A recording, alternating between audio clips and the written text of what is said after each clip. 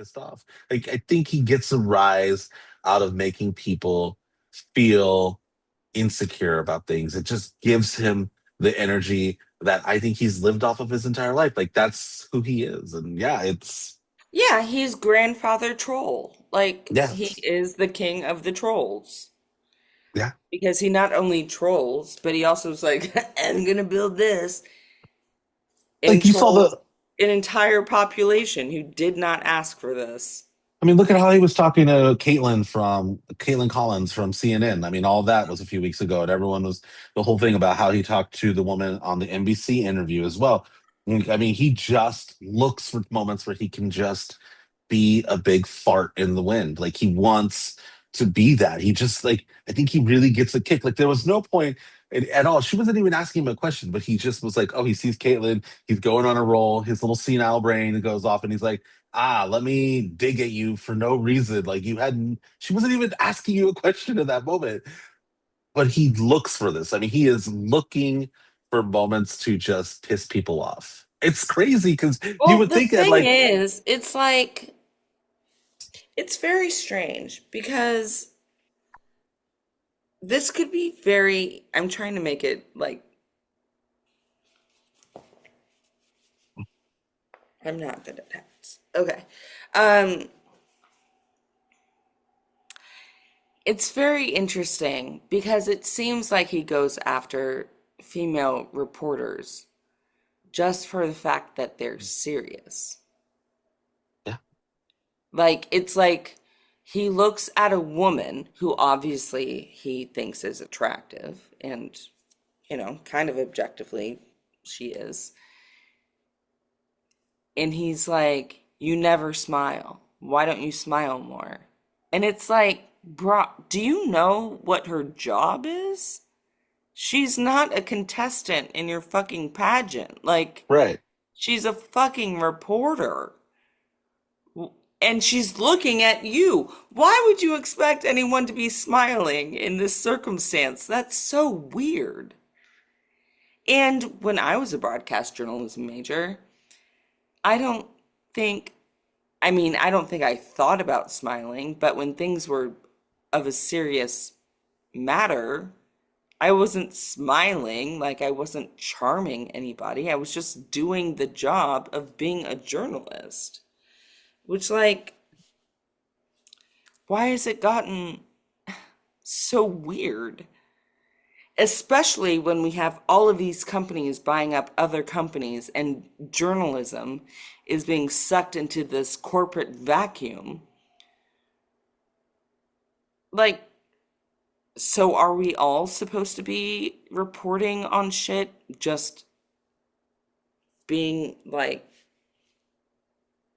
promo models? Like what do you expect? You want this woman who you've said is attractive to smile at you? That's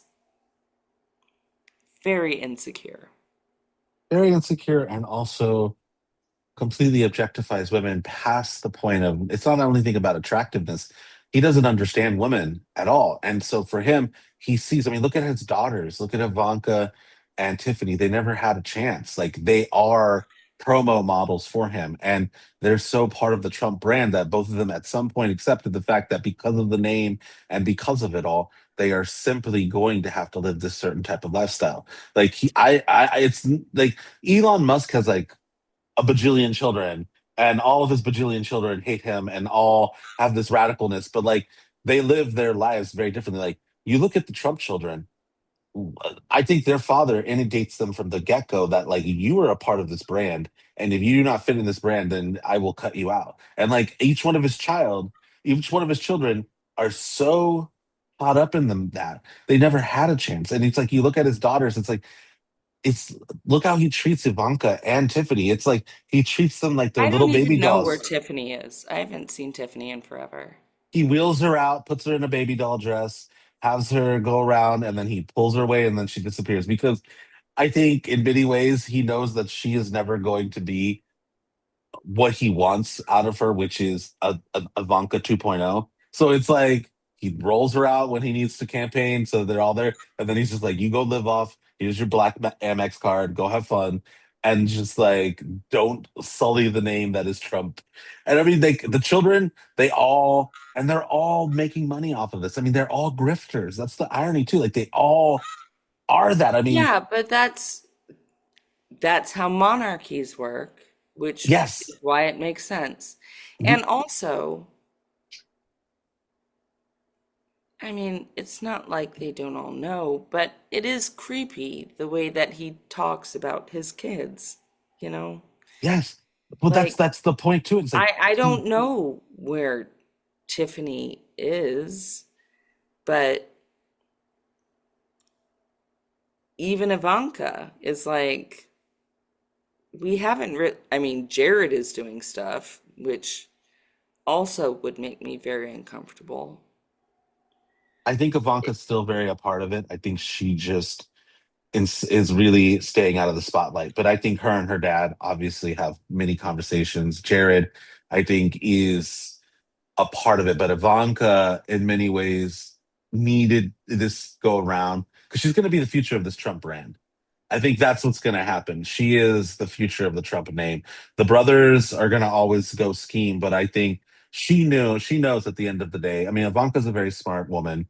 She knows at the end of the day she has to be How do you behind the know curtain. that? Because I think if I would say, okay, you're right. I don't know, but from my observation of when I've seen her speak, she appears very conscious of her intentions of how she speaks to the media, and it doesn't Right. come She off, seems measured. which I think allows there to be a level of intelligence that I think she's conscious of. She doesn't just like Don Jr. Trump. He has I don't know him, but every time he's on camera, he looks like a fool. And maybe that's his shtick, but he comes off very much like off the cuff. He's very easy to get rattled in interviews. Ivanka appears very measured in the sense that she knows how to use media speak and spin things, and she just I think is very much a part of this brand because her name is all a part of it, and it's her future legacy. She is his daughter. I mean, I think the thing about Trump is that what oftentimes is the thing that many people miss with Trump is that he plays the full card very well, but he wouldn't be where he is if he didn't have some level of intelligence and cunning to be able to get to the position that he is. And I think that that's something that I see in Ivanka. She to me is very much him. She's just playing a very different angle. Yeah, because she plays to like the soft, focused. We have a plan, and this country is going to be better because of the things that we are doing. See, I just did that. It's not that hard. You're right. It's not that hard, but then also like there's not a lot of people that play that well and that are able to get away. I mean, I think look at the politicians we have. We have so many politicians that try to appear that way, but people don't take them seriously. I'm just saying, Right, I no one don't. would take me seriously because I'm black and wearing a t-shirt.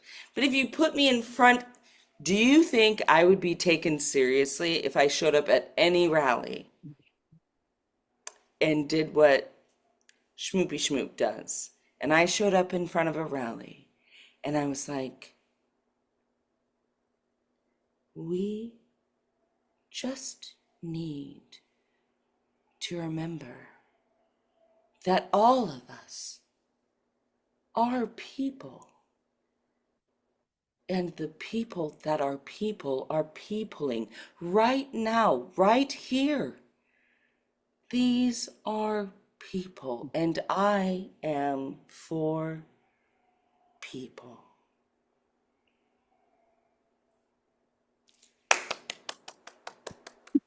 Do you think everyone would take me seriously? Do you think that that would be good? I'm Yeah, gonna write it down. you should run for that. You should do that. You should I should run for that speech. you should run for that speech. You should run to the big celebration 250 celebration, and you should go on stage and do that. Yeah, the people don't know how difficult it is to have the responsibility of the world on your. I think I'm more dramatic than her right now. I need to get some Botox. That's really what it is. That's the key to it. Is just getting the Botox before you go do the speech, and then you'll be so measured that your face won't even be reacting. Yes, Donald is person. Sorry, I'm moving my eyebrows, but I have a hat on, so you can't tell. But Donald is also man person. And person is America. And I am America now. Thank you very much. Speaking of America, to maybe bring us into the final phase of today's podcast, let's talk about 250. We got the 250th birthday coming up next week. It's a kind of a big deal, you know? I mean, it's a moment that, have you ever thought about this? Has this been on your radar for a while? Has this like something that's come to you in the last few years, or have you thought about it way before? What does 250 mean to you? It doesn't mean anything. I mean, it's a round number. That's cool. But it doesn't. First of all, we have to understand that, like, of what? 250 years of what? Right? Like, the 250 years of being Bret from the British doesn't actually include all of our ancestry. That's why we celebrate Juneteenth. Because, yeah, America got free. We still had slaves. The slaves were still be a slavin'. Yeah. And then we had the whole North versus South situation in the North one ish. And Juneteenth is when the black people all the way over there were like, oh, you're free now. We won that war. And we're like, no. But like none of these dates actually resonate. I mean, except for the fact that I do love fireworks and parades and performances. I like those things. But none of those specific dates are like integral in how I understand how my family or your family or anyone else's family ended up where they are now. Like, it's fun and I like fireworks, so I'm down with it. Yeah, I think it is. It's one of those things that, and this is one of the things I love about Amani, how you break things down. It's like, yes, you're right. It's just a number, but I do think it is the irony of how our brains work, where it's just like this is why marketing is such a big deal here in America because it's just like the visual of 250. It's just like, oh, it's a good round number. Oh, yeah, 250. Yeah, you can do the math in your head. It's been 250 years since the beginning of 1776. And here you go.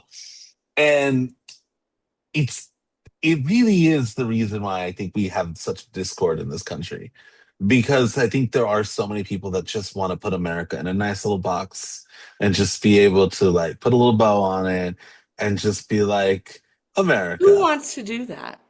There's a lot of people. I think that it's across the board. I think many people would love that this country would be able to be something that they can just celebrate as this modicum of power in this country. And I think it isn't just one side or party. I think many people from right or left in centrists eventually want to feel that. But I think at least from my observation, the core of America in 250 years is 250 years of being at odds with itself Yeah, constantly. that's That why is, it's a great experiment. And also, for people who are still questioning this, I'm like, did you miss Schoolhouse Rock? Like that shit was on PBS yeah. growing up. I mean, I watched it after PBS was showing it up PBS. I just watched it. But like, did your parents not let you watch television? Like, did you not ever see like the Great American Melting Pot, the Great American Melting Pot? I mean, I saw that and I was like, that's cool. But it just feels like there's a lot of people who are celebrating who clearly never saw that. I agree. I think there are a lot of people that haven't seen that. I think that's the thing. There are so many people that their entry point to America began so much later than I would say. You and I have been here for many generations. Our family has been in this country for many generations. So we have a very different access point. There are many people that have immigrated to this country and believe in America and have been here maybe within just the last 50 years, the last 60 years, 100 years. I mean, that's been the tent pole of America is that it has been a country that you can immigrate to. I mean, we all have been built on immigration, and up until the last decade, immigration in this country was a pretty steadfast thing that kept happening. It wasn't perfect, and I'm not saying there wasn't mistakes, but we weren't as locking down the borders as we have been in the last decade. And I think that for so many people that have moved to this country, they all have a very different eclectic view. That is why America, as you say, is an experiment. And it's a very intriguing experiment because our story doesn't, it's not, when I lived in Europe, it's like when you live over in Europe for whatever, wherever you're born, you were born into a country with thousands and thousands of years of history. America, at this point in time, as the society, has only 250 years that it is in terms of a country, as an actual country, Declaration of Independence to now that it established. That doesn't negate everything that came before it. America was, being discovered hundreds of years before, but in terms of the American system, it's been around for 250 years. That's our history right now. That is our system of country. And what is interesting about it, to me at least, is, you know, in 1876, we were just 11 years after the Civil War. And then since 1976, we were just 100 years away from having just begun to really end the Civil War and understand what that was. And now we're 50 years from now. And yeah, everything is a mess in this country right now. And it's because we are in the middle point of, I think, what it'll be interesting when we have 50 years from now, the 300 years of America. But we're really at that halfway point where this country is a mess. Like it is It's a a, hot mess. it's a hot And mess. here's one of the things that was a great idea, but ended up becoming a bad idea, which was the way that the Constitution was originally written. Like there are things that are like these, and we got the Bill of Rights, we got those things. But then we have like some wiggle room where there's like amendments and amendments and amendments. And the idea that it was supposed to be a living document, it wasn't supposed to be set in stone, which is good. But then some people take advantage of the fact that it wasn't set in stone and say that, well, this thing of the freedom of whatever actually should be this. And so it becomes like a whole convoluted argument. And honestly, to me, I'm like, burn it down, take a survey. Like, what do you want to keep? Ask the people.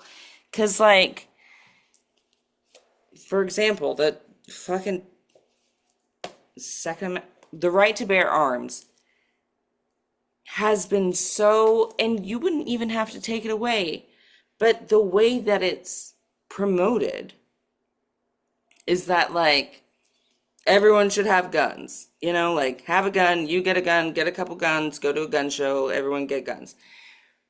But even if you just read it in the original document, that's not what it says.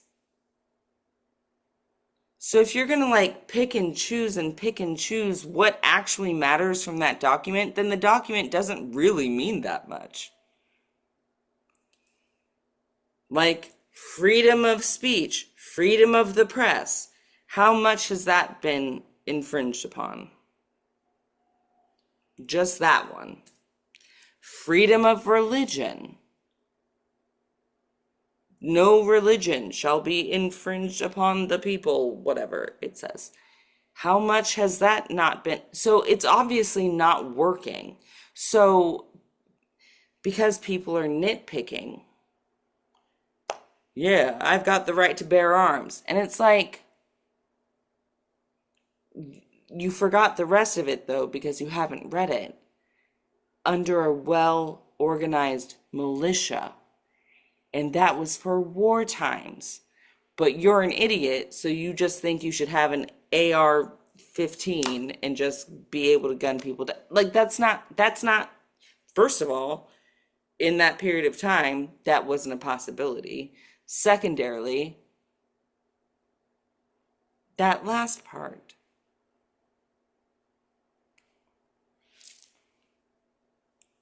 But we're not teaching anything in schools these days, I don't think. Are we teaching anything? Do people learn things ever anymore? I think school is a, I don't know.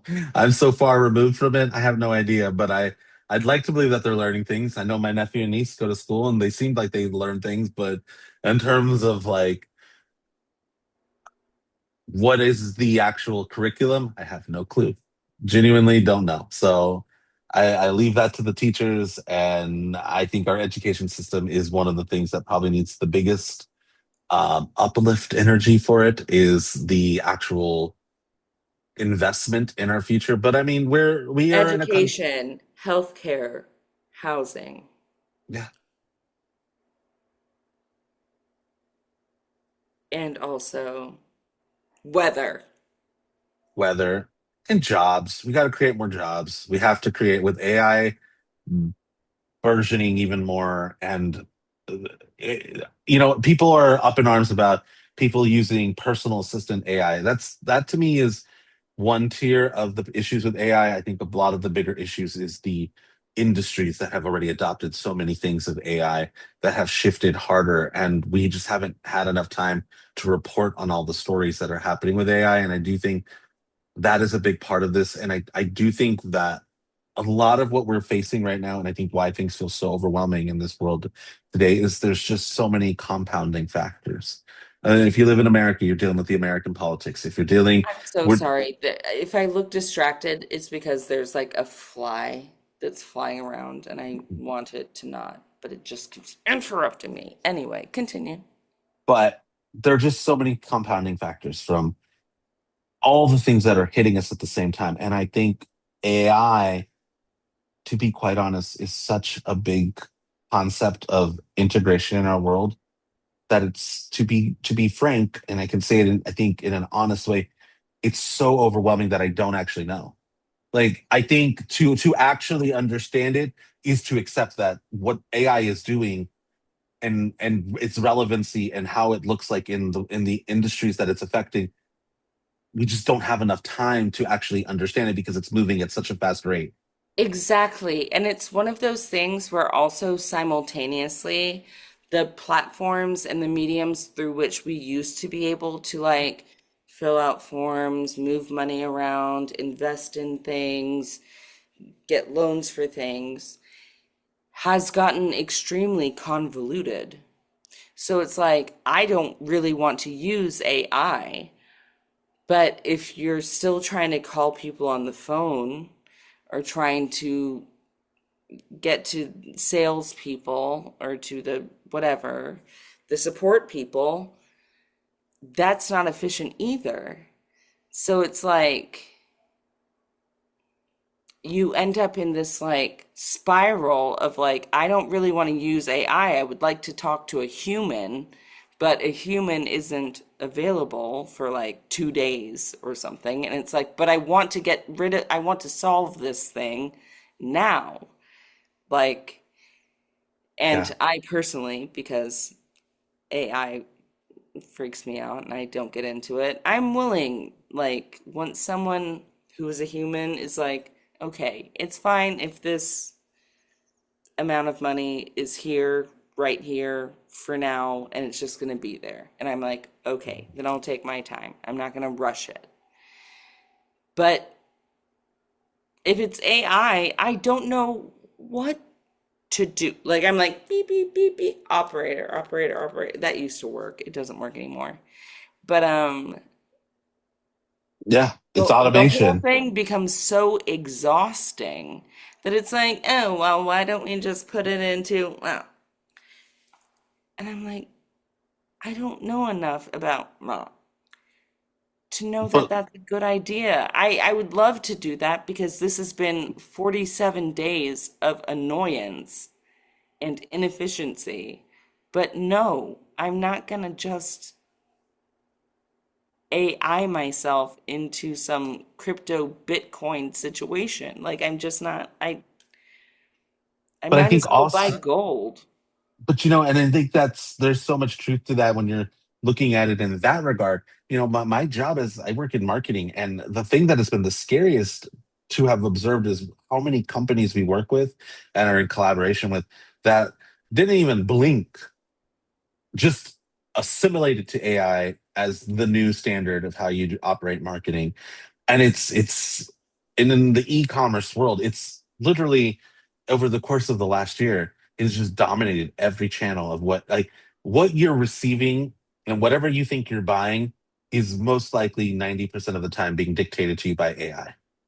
And it's that scary now. How much everything that you think is relevant to you, whatever you see on your social media, or whatever thing that you find in entertainment on YouTube or any channel that is digital, 90% of the time it will be something that was orchestrated to you by an AI and a bot and algorithms. And as much as you think you actually have autonomy over it, it's so good that it's convincing you that you believe you're having a real moment of interaction with this thing that you were wanting to purchase, consume, or buy. But in truth, it's so advanced that it is knowing how to work and relate and show you things at least 12 to 13 times so that it can convince you to then finally one day when you're like, oh, I think I actually like this, or it's speaking to me. It's that intense now. And like I've been learning about this stuff because I've been studying it, and this is just what I do for my job and also what I do as a filmmaker. And there is nothing original. Like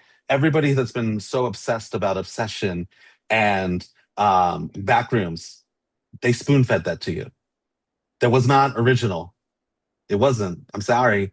That movie that made $300 million, Obsession, great idea. Didn't mean that the kid didn't work hard, but how they sold it to you was very orchestrated. And there is enough data points to show you that the social media package that they built was a pretty much, I mean, it was a $750,000 movie with I believe, 15 to $20 million marketing package tacked on top of it. That marketing package that Focus Features did basically incorporates where they create all that content that they're feeding to you, and then they have about an infinite amount of dummy accounts that they've created that then basically are all pinging it all at the same time, and it's all being released at the same time. And it's what makes you believe that, oh man, this movie was word of mouth. No, it wasn't word of mouth. They've just gotten that good at reinventing what they've already been doing in Hollywood. They're just using AI now to advance it even further to orchestrate the illusion to you. And it's scary. Like it really is scary that we are now living at a time where AI is so advanced that the only way forward is that we're going to have to let go of what we once considered reality. And we're going to have to accept that unless we get rid of AI, it is going to shift We're not everything. we're not getting Yeah. let's be we're not getting rid of it. It'll get rid of No. us before we get rid of it. And also, I still like for years now, I've been getting text messages addressed to my dad. It's like political or whatever, like whatever text messages that are like, "Hey Edwin, sorry, that's my dad's name, but whatever. I'm not Edwin." But they're like, "Hey Edwin, we need your support and blah blah blah blah blah blah beep beep doop doo." And I talked to him. I was like, "Did you put my phone number down on a form or something? Like how?" Because we weren't even on the same phone plan. He had a phone plan with his job, and the rest of us were on a different family plan thing, whatever. And I'm still getting, "Hey Edwin," not just text messages, but phone calls from people who are asking about my retirement plan. And I'm like, to be perfectly honest, I blame my dad. He must have clicked yes on something to be like, "Can we have access to all your contacts or something?" I don't know. Because I wouldn't, there's no reason I would have been involved in retirement plans ever at all. And this has been going on for For a while. years. It's crazy that you say that because that's the same thing that happened. I have a completely different phone carrier than my parents. I have my own phone plan, and I still get calls from my dad. Like Donald Polanco, that's my dad's name. And I'm like, nope, that's not me. And they'll call about anything, like anything. Who? That's not, I mean, I don't know what to do about it, but I feel like we've all just come so like used to like spam calls or like predatory calls or like phone call numbers that we don't recognize that we just ignore it. But like, who did that? Because that's a relatively new thing Well, of I find people calling you and spamming you and sending you multiple messages when you are not the person that you're not that person. I do believe in Trump's first administration, if I'm correct, that he did pass some type of executive order that allowed robocalls to not be regulated, that it allowed for there to be more access for companies to do that. Because I believe during the Obama administration, there was a lot that they put on trying to regulate the internet during that period of time so that you weren't being just like sold constantly, that there Yeah, was an effort. inundated with ridiculous, Yeah, superfluous nonsense. but when Trump came in and took his first but it was like the executive order was going to be over the course of like 6 or 7 years that they were going to just like allow it more and more. And I think when he got presidency again, there's just been no stopping to it. It's just like it opened the floodgates even more, and that's why it feels like it's even worse because I It think is so much worse. And, you know, it's one of those other like what bird is it that's in the coal mine? Um, canary. yeah. I also think that that's also why, wouldn't it be the most effed up thing that in the end, all those robocalls that people have had, those scams, it's just Donald Trump. Just Donald Trump's like legion of people around the world that and I wouldn't put it past him. Just all goes back to this fool. This fool that's just been trying to grift the entire world.